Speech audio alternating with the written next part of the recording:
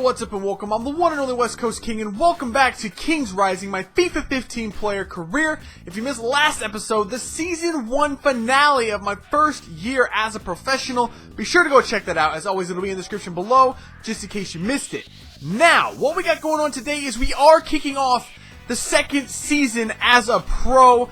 But before we do that, I want to talk about just a few changes that I'm going to be making to this series. I look back on season number 1, found a couple of tweaks I can make, and I just want to talk to you about them real quick. Alright, change number 1 is going to be the injuries. If you've seen my career all up to this point, you would know the injuries were a major problem in season number 1.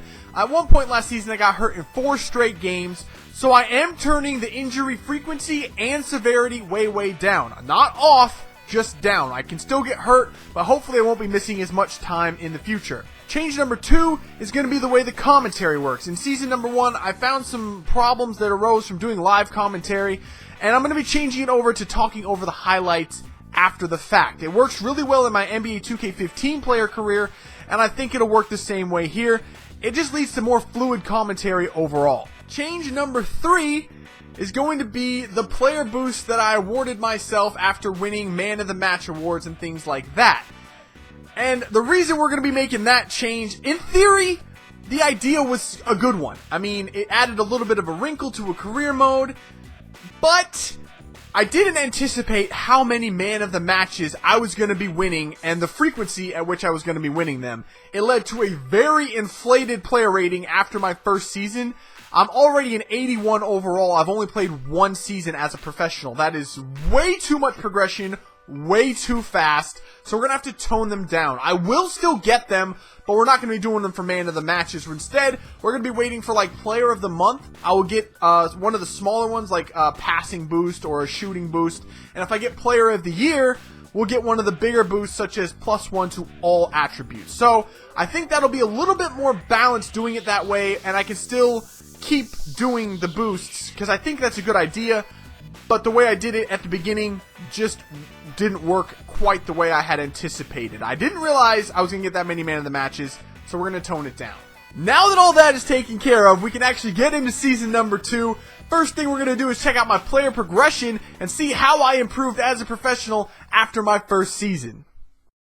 Here is the squad report for my player after my first season as a professional, and like I said, some of the increases I got were absolutely ridiculous. +7 in some categories, +5, +4 in others. I mean, just ridiculous stat increases for a kid still 21 years old coming off of his first season, and that is why we are turning those boosts down just a tad.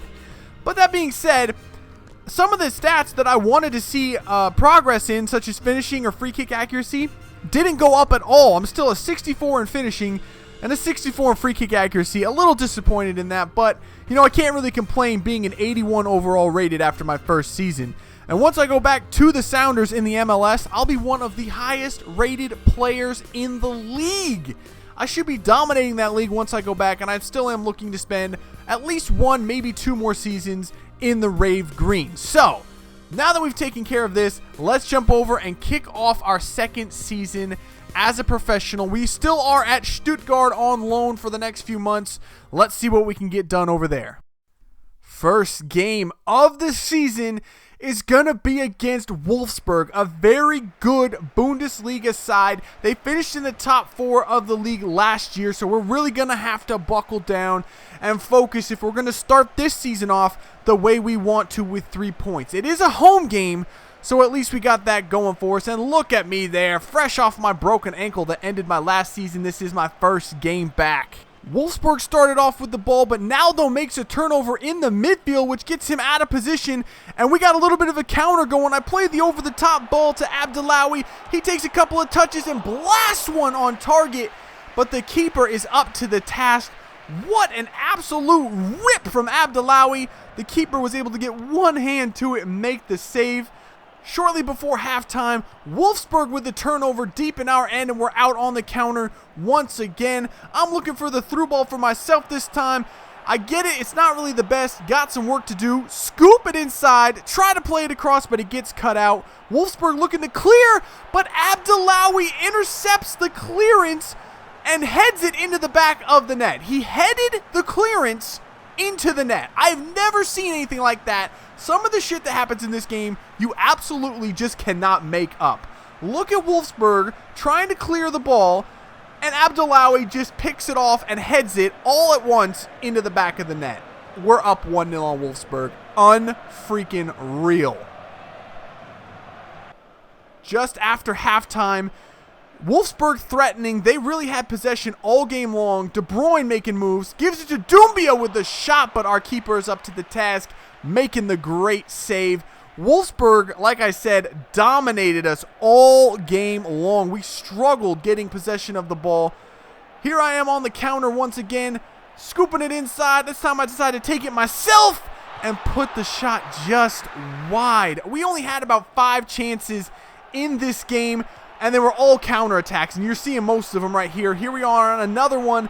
Just can't quite find that final ball into the box. Keeps getting cut out. The back heel to myself, and I unleash the Kraken from the outside. Maybe my best shot I have put on target and in the goal all career. That is the best goal I've scored in my career thus far. What a howitzer from the outside. I absolutely wound up and blasted that ball. Great back heel to me in space. Decided to take it myself. Look at the curve on that shot. Outside of the boot. Keeper no chance. I almost put that into the side netting. What a shot. Yeah, boy, that gives us a 2-0 lead late in the game. Now in stoppage time, we're looking to get one more opportunity. I play a through ball to Ginchik. He runs onto it, takes it first time, but the keeper gets down and makes the save. And that is pretty much the end of the game right there. We do go on to win this one 2-0 over a very good Wolfsburg side that, to be honest, probably deserved something out of this one. They had way more opportunities, way more possession, and we played defense for almost 90 straight minutes. Here is my player rating for the game. I played a 6.8. Like I said, we were playing defense for most of this one, which really hurts my grade. But we do get the win, and that's the most important thing. On to the second game of the season, and things are not getting any easier. We are on the road at Dortmund, a team I believe won the league last year. So we have got our work cut out for us in this one. Early on, I'm playing a little bit of defense here, creating a counter-attacking opportunity. Abdullawi working some great hold-up play, plays it across to me. I'm just working it across to my teammates. A great run from Harnik, and he whistles his shot wide of the keeper, but off of the post and behind, and that was really the only opportunity either team had in the early going. In the 70th minute now, off of a corner, we're working the ball around, trying to find any hole we can in the Dortmund defense, and there really wasn't any at all in this game. They had great team defense, staying compact, but we worked the ball into the box, a little 1-2, and he finishes the shot off. We've got the lead over Dortmund, 1-0 in the 72nd minute. What a great team goal. So many players getting a touch on that ball in that possession. And we finally break the Dortmund defense down and take the lead. Great little pass into the box. A little 1-2. Slots it by the keeper. Easy as you like. 10 minutes later, we're playing defense for our very lives. Dortmund working the ball in. And he's fouled in the box. It was Oriol Romeu. I don't know how to say his name, but he was terrible for us all game long. He picks up the yellow card for fouling Gundogan in the box. And it's going to be Royce taking the penalty. You know he's not going to miss. Keeper doesn't even move. It's all knotted up at 1. From the kickoff, after that penalty, I was a little upset. I thought we deserved something from this game. I'm doing everything I can one-on-one to make it happen. Try the nutmeg. Doesn't work. But Ginchik with a very well-taken strike from outside of the box, really making something out of nothing there. But it doesn't quite come off for him. And it's all tied up still at 1. Dortmund now threatening late in the game. They're working the ball in. The cross comes in. It's headed out. Ginchik gets ahead to it and plays it on. And look at this. There's nobody ahead of me. But I don't have the stamina to finish this myself, so I play it back to Ginchik. He takes a touch, puts it by Weidenfeller, and we've got the lead late in the game. 20 seconds left in regulation time. We've taken the lead back at Dortmund. there were nothing really happening in the first 70 minutes of this game, and in the last 20 minutes, 3 goals go in, and we've got the lead late in the game. This was a crazy, crazy finish to this game. Absolutely bonkers.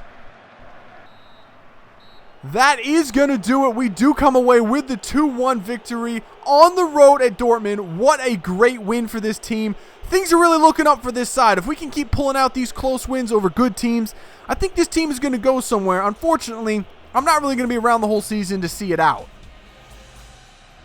Here is my match rating for this one. A 7.2 is not too bad. Much better game overall for me than the first game against Wolfsburg. 100% of my shots on target, 84% of my passes completed. Defense, still a little lacking. You know, it's going to be that way. I'm a center attacking mid, all right? I'm not a defender. I'm not all that great on the defensive end, but I'm getting it done offensively, and that's what this team really needs from me. A quick look at the standings after 2 games played, and we are in first place on 6 points. Good goal differential, best in the league, and +3, not too bad, but look at the teams right behind us. Frankfurt, Hamburg. I mean, the standings are going to shake up once the season progresses a little bit, so it's nothing too exciting, but at least right now we can say we are in first place. All right, that is going to do it for this episode. Starting next time, we will be able to start playing 3 games per episode thanks to the new format. Unfortunately, this time I had to take a couple of minutes to explain the new format. Therefore, we didn't have enough time for the 3rd game. But starting next time, 3 games per episode. I promise it's going to be awesome. You come back and see. It's going to be good stuff, all right? I promise. But that is going to do it for this one. If you had as much fun as I did, make sure to let me know by leaving a like below. And subscribe if you're new. And I will catch you in the next episode of Kings Rising. See ya.